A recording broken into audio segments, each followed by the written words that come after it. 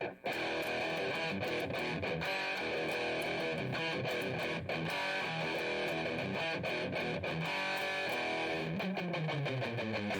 it's me, Shane, Gemini Garage, and today we're going to check out the Zaar. Kind of a strange name. We sort of live in a brandless society today. But we're going to check out the Zaar pressure washer. It's a 6.5 horse, gas-powered, rated at 3950 PSI. It's I would call it an entry level, or maybe mid-entry level, because there's definitely some worse options out there. This is probably one of your better entry level ones you're going to find. And I'm going to go ahead and do an unboxing on it, because it's kind of important to do unboxings on products, things like this, because there's lots of parts and pieces and things in there with the hose and the wand and the different tips and all that. So it's just kind of nice to know when you're opening up yours that everything's in there, and just kind of know what to expect, and maybe even kind of get a quick visual on how it goes together, so you don't get stuck in the instructions someplace. So with that, I'm going to reposition the camera and do this outside, and yeah, stick with me.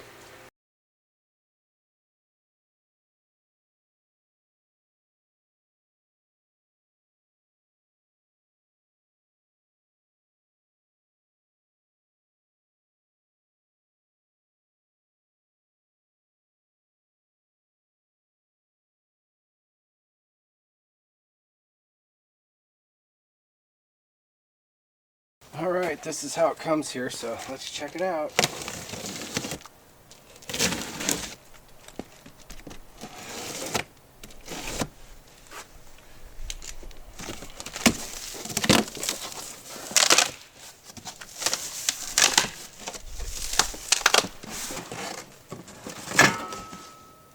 So we've got the top part of our handle here. There are nozzles on here.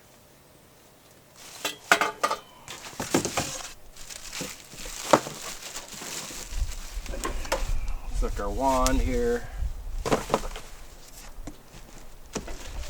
Hose.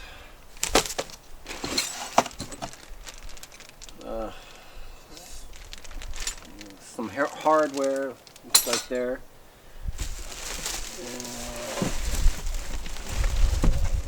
Yeah, this pump, it definitely, boy, it almost put a hole in the box there, but it didn't. So, all right. If you got a bad back, or you don't, you can always just kind of do one of these to get it out of there, so you don't. The pump was riding right there. There's a couple spots that are a little thin in this box, but it made it. So let's check out our wheel situation first here. I'm going to guess these are to bolt to the frame to hold the wand. Looks like you just depress this button here and slide it in through the tube, and it just pops out right there. And that's it. And if you want to take it out, just push that in and pull it out.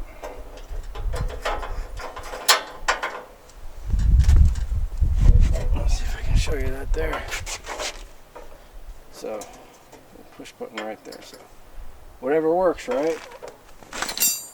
It's quick and easy, and it comes apart easy. I can't complain about that. And as long as this doesn't bust, I don't see any reason why this isn't heavy enough to support this. So, not going to complain about that. Definitely different, but not going to complain about it.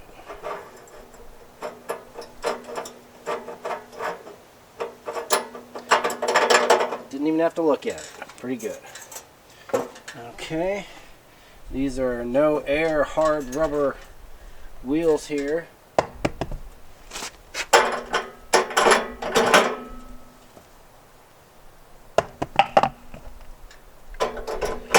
Like they're going to be different, right?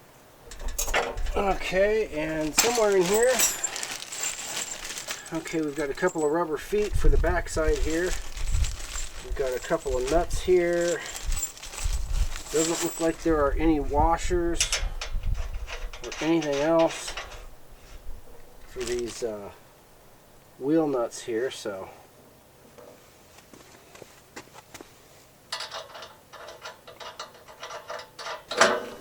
Alright, again these nuts have a little bit of a squashed in U-turns there. And I did not see a bottle of oil in there, and I'm going to guess this did not come with oil in it, so it's kind of nice if they don't come with oil when they come. It's nice if they don't ship with oil when they come with a bottle of oil, because at least that's like a reminder of you to put oil in it, but I doubt this thing's got oil. Your handle's going to go on this way.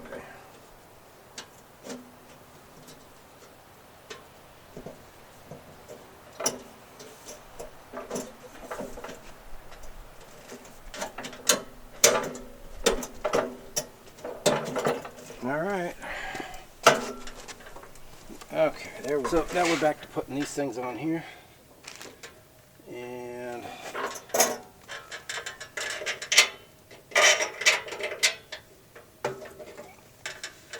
like I said, no washers or anything, just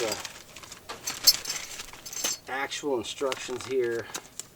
Let's see, what does it tell us to do with the feet?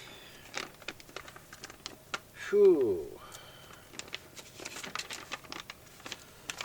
Not the greatest pictures. They're small, they're black and white, and they're a little on the blurry side, but what are you going to do? You're probably supposed to put the nut in the bottom of the foot, so that way you can tighten this and it pulls the nut taut. Let's see. Nope, you don't want to do that.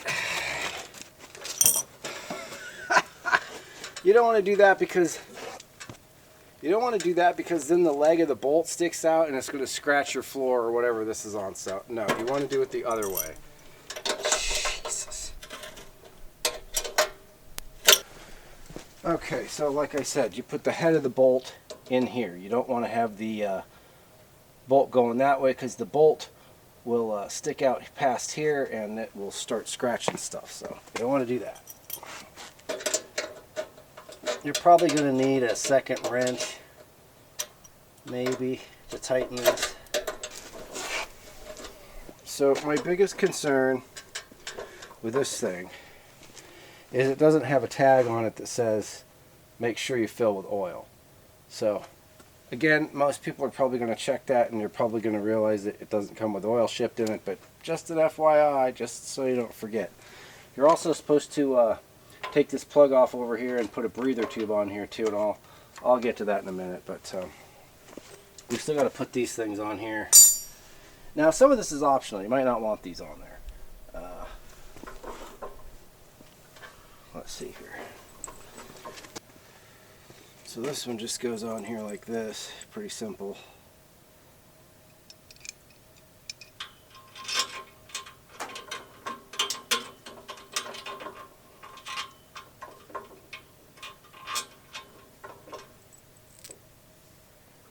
Again, no washers, just bolts.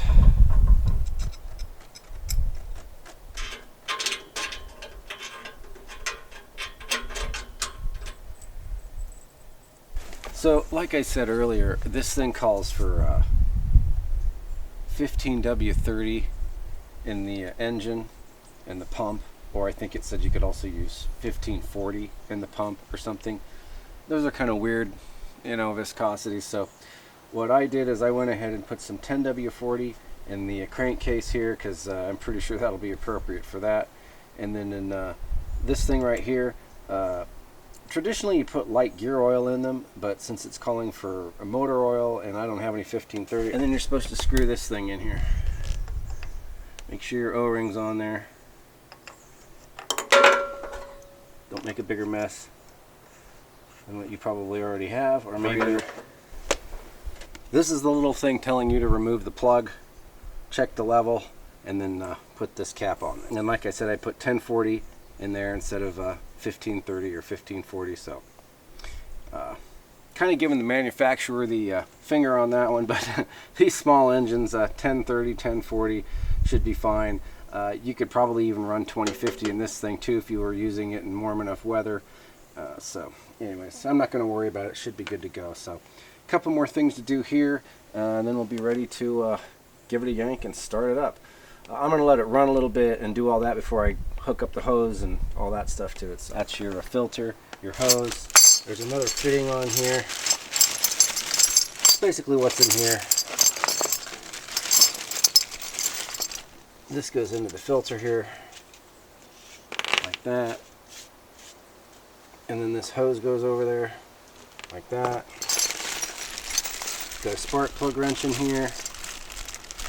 You've got a little filter here, which is for the clear hose here, and this is for the soap injector feature on there.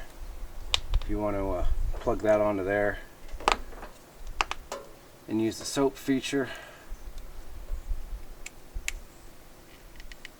I will probably just roll this thing up and kind of tie it out of the way someplace. And here's a couple of bolts and a couple of nuts. I said your spark plug wrench here. Still not sure what the hell these are for. This part here comes off of here, and this is where you attach the hose. This down here is your suction, and you can hook this up to it and hook this up to, you know, fill a bucket or do whatever you're going to do. Now you need a different kind of connector on here to hook it up to a garden hose. If you want to hook a garden hose onto here, what I would do is put a different fitting on here, or take a piece of hose and maybe clamp it on here and then run your garden hose to that. That's just what it comes with on here. You can see right here the arrow. This is the input here and this is the output here. So go ahead and take and put your hose on here like that. Again, this is not the this thing here. It's quick release. This is kind of cheesy, but it's suction. So, and you know, you could just hook your garden hose up to this too if you want. You could take this filter off of here, and you know, whatever.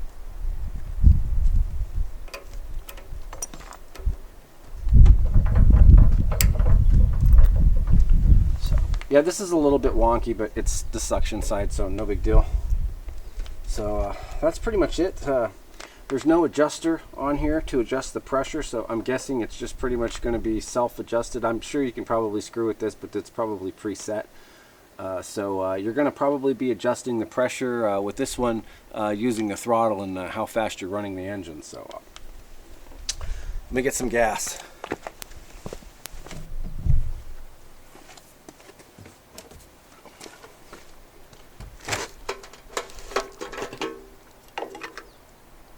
Regular gas cap, no chain. Standard strainer, filter thingy there.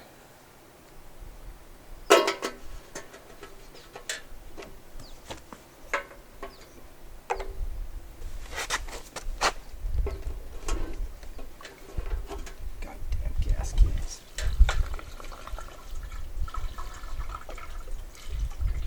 Oh, these freak. That's. Don't even get me started on these gas cans. These nozzles are just awful. That's just the reality of it. We've got an on-off switch. Turn that to on. It does have a low oil cutoff, so if it doesn't have any oil or it's low, it won't start. So if it's not starting, make sure you check your oil level. Okay, and we've got a gas valve on and off valve, a throttle, and a choke. So it's the gas valve is already turned on. We're going to choke it that way, and then we're going to put it down to turtle, and then up just a little, which is where it seems like these engines like to start.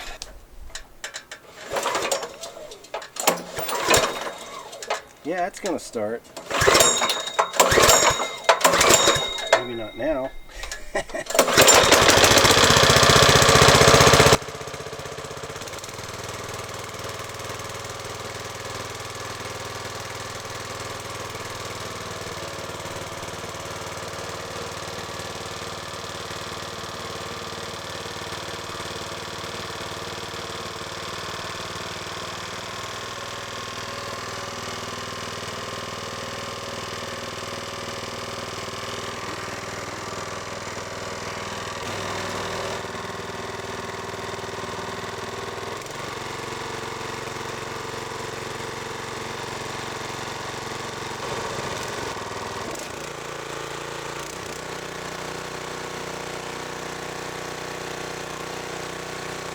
gloves on real quick.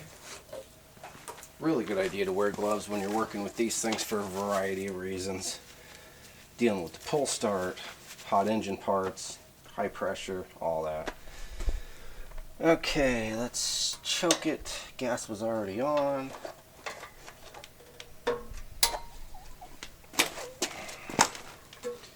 One thing I can say for it is it's got a nice place to kind of put your foot down there when you pull on it.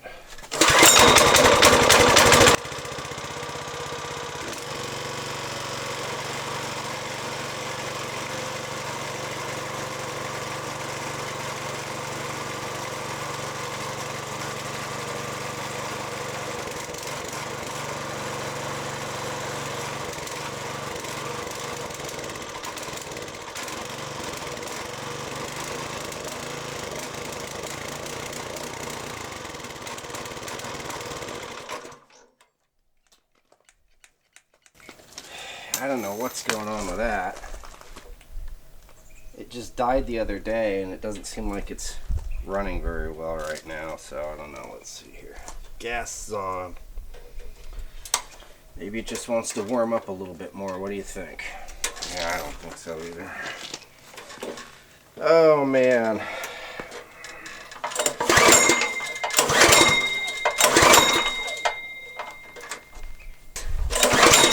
All right. There's some real, we got some real quality control issues going on, and you might be going, well, that's what you get. But look, most of this stuff is from China one way or the other, and I'm just saying, even it used to be cheap, crappy stuff would work halfway decent. This stuff is just, it's like a lot of newer stuff. Even some of our vehicles, unfortunately, it's just crap out of the box, it looks like. So let me check and make sure I didn't do something inadvertently here. It shouldn't be that hard to operate. You got to remember, this stuff is, basically consumer grade, should be kind of idiot proofed or dummy proofed a little bit for your average consumer. So whenever you start having to dick with this stuff too much to get it to work, that's usually never good. So okay, so about the best I've been able to do to get this thing to seem to work so far is this.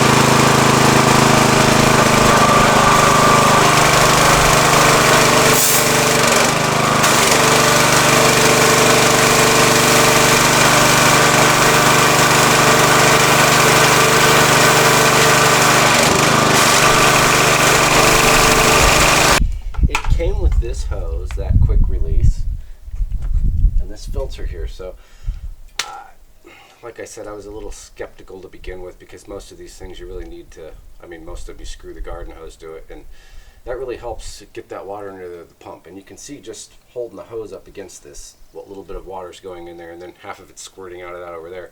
It's starting to build some pressure and work. So what I'm going to do is see if I can rig something up that's a little more waterproof on that in there, and then figure out a way to adapt this. And hopefully you can see this here. But this is this quick disconnect here. And it was pretty quirky from the get-go here. So all they'd really have to do is just make it so you could just give you a fitting you could put on here to screw the garden hose on, but they didn't. So I'm going to see if there's some way I can maybe clamp this hose onto here, take this thing off the hose here, so I just have the hose. A barbed fitting on here would be nice.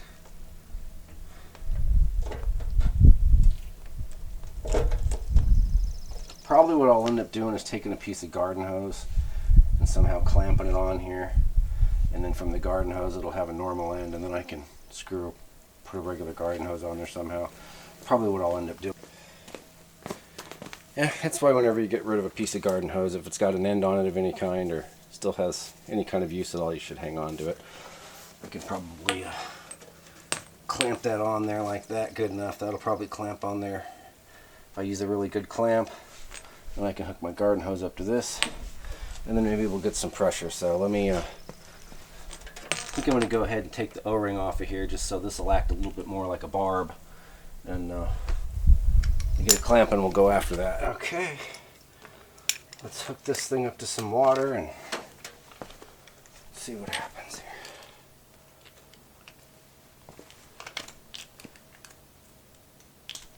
here. No more bucket, no more red hose and filter. I'm removing this from the equation.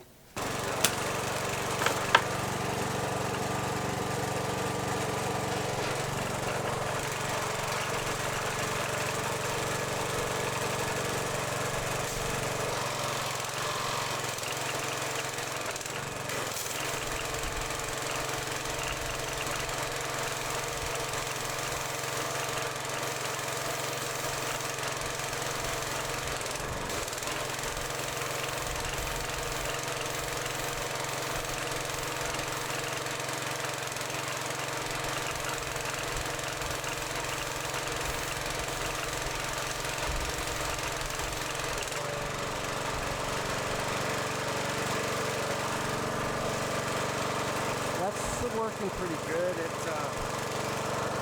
That feels like probably about maybe 1200 to 1500 psi. It's removing the black stuff. It's not, real deep, but it's removing the top kind of black layer from the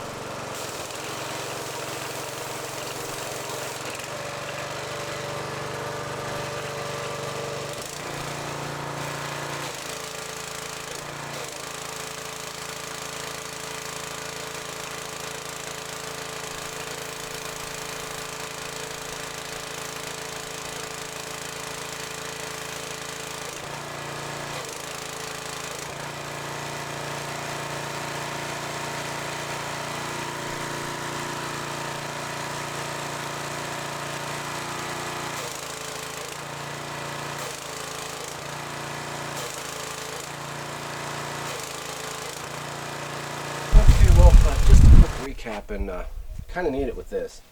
So first off, getting dive bombed by the wasps here.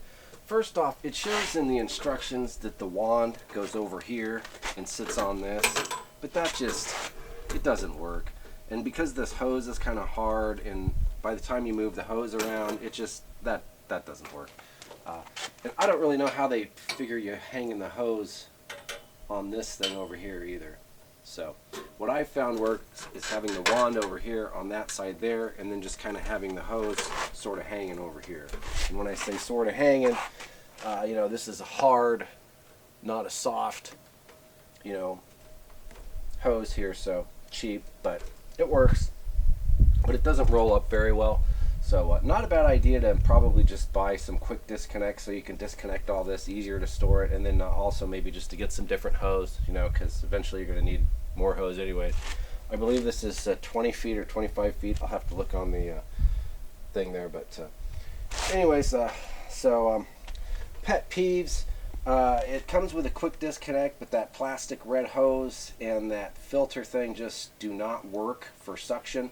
And there's no way to hook it up to your garden hose, really. So like I showed, just go ahead and take a piece of garden hose and just clamp it on there. And if you want to put a quick disconnect or something in the other end of the garden hose fitting, you can, but at least you've got a universal garden hose thing on there. So if you need to use a hose for it, if you're going to be using it in multiple spots or places, it's nice to kind of have a universal garden hose hookup, so no big deal. It would just be nice if they included something to hook it up to your garden hose, since it really only works off of pressure feed and not suction.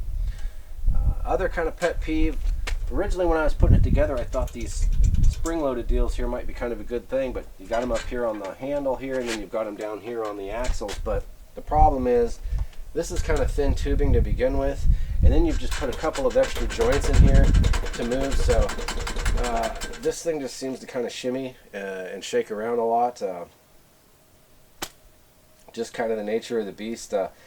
I was kind of hot for this stand because I kind of liked the way it was shaped and the way that it's set up, but it turns out it's awful thin metal. So I don't know if like I said, I don't know if the ones that have the kind of slightly different frame shape that are in the same price range are any better than these. Probably not much. That was kind of a negative there. And let's see what else. You really got to pay attention to the oil levels in these things. There's really not much in the instructions about putting the proper oil level in there, and even if you do, they drain the oil out of these motors here because you're supposed to drain, not be able to ship anything that has oil in it that can spill out of it. But there's still oil in there, and so you got to take that into account when you're adding oil. And then the pump back here, it's sealed up, and so it's supposed to not need any oil put in it. But it's hard to tell because if there's a little bit too much or too little in it, or if it's not sitting perfectly flat, it's kind of hard to see in that sight window there. So you really got to take your time figuring that out. And like I said, the manual is pretty much, Otherwise, like I said, I was about ready to give it up there, man. I was about ready to take this thing out and put it out to pasture. I was kind of PO'd with it. But once I hooked the garden hose up to it like I did my other ones and just kind of, it seemed to start working okay. So I'm going to hook it up to the hose and fire it up, and then try some of these different tips out on here. Like I said, this thing's probably 1500, 2000. You might be able to get up to that 3950 if you're maybe using like the pinpoint tip on there or something. But generally speaking, these are not super high pressure pumps. 3950's kind of a surge pressure if you ask me. It's this pump would be screaming its guts out to get that. So. But 1500, 2000, 2500, somewhere in there, that's more than enough for washing cars, cleaning tires, transmissions, degreasing engines, your driveway, whatever. It's more than enough for that kind of stuff. And if you don't have an automotive business and you're not going to have the thing running all day long, it'll probably do you all right. If you've got a commercial business and you plan on running it 6 hours a day or all day long, you're going to start a pressure washer business, no, this thing's going to last a week or two. But if you need it for a spare, you're kind of going to use it infrequently, change the oil and take care of it, probably last you, just around your garage and your porch for quite a few years. So anyways, like I said, I'm going to hook up the hose to it, try some different tips out on here, and then I'll check the oil and make sure it hasn't grenaded itself during any of this, and we'll wrap it up. So stick with me. And remember, it's always better to start it up before you turn the water on. That way you're not putting pressure in the pump and making it more difficult to start, putting a load on it. Okay, choke, fuel's on.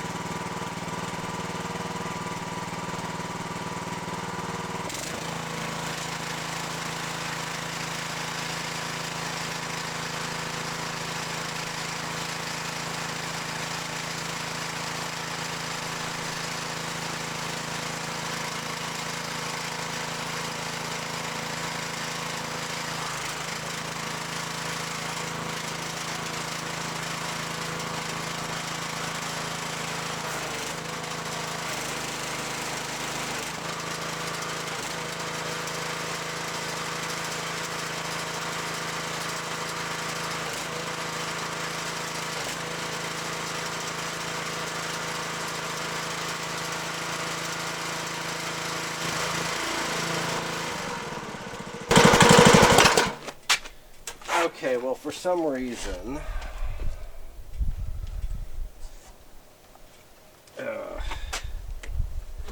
the wand is not engaging.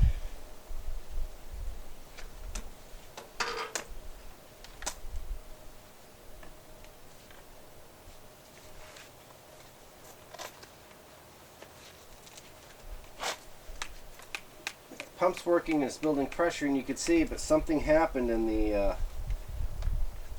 trigger has come disengaged from being able to pull the plunger because this wand is just chintzy. So I'm sure I can take it apart and probably fix it. Oh boy, Okay, well, at this point, I mean, I don't know. I swapped another wand on here from another pressure washer, and it's basically doing the same thing. Something with this pump's just loading up, and it's not. I don't know if it's not priming, or I don't know what it's not doing. I got the water on, and I've been messing with it, and I don't know what's going on with it. So probably have to take the pump apart and see if there's. I can't imagine there being anything stuck in there. I mean, my water system goes through a filter that's better than that filter they gave. So I don't know. Again, this thing, it's just kind of problematic. So if you've already got one and you're having some problems with it, you'll know why. Probably worth putting a couple bucks into if you can get one dirt cheaper if you've already got one. But if you're looking for a pressure washer, you might want to try another one of the cheapo ones, or maybe I'd spend a little bit more money and get something in the $400 or $500 range, at least with a little better pump and a little better something with at least more of a brand name, maybe, and someplace that's got a store you can go back to if you need to. So again, this seemed like a good idea at the time, and with the same thing with the axles here, but that just causes it to shake, rattle, and roll more. The wand, even though that it works, and that's not the problem here, it's just kind of chintzy. I mean, this was not an expensive pressure washer either, but this is like a 20-year-old one, and I mean, this thing's twice as heavy as this. So anyways, that, and they also, it doesn't come with oil in it, which none of them do, but it didn't come with a quart of oil with it, and it also didn't come with a reminder on here to put oil in it, so that's kind of a downer. So I like to be able to give glowing reviews and find a way to make everything work, and I do the best I can to even take things that are maybe a little janky and try and get them to work, but sometimes it is what it is. Kind of been having a lot of that lately with things that just for whatever don't work. Sometimes maybe it's just me or my situation, but anyways, if you've got one of these and you're having problems with it, it's not just you. Otherwise, if you get one, good luck, and but if you're looking for a pressure washer, you might want to spend a little bit more and find one at a brick and mortar store near you that you can take it back to if you're having problems with it right out of the box anyway. So with that, like I said, I'm not going to mess with it anymore. It is what it is. So I may be making another video on it where I show how I fix it or show what's going on with it. But as far as unboxing, reviewing, and recommending it, you be the judge on that one. So thanks for watching. Shane, Gemini Garage.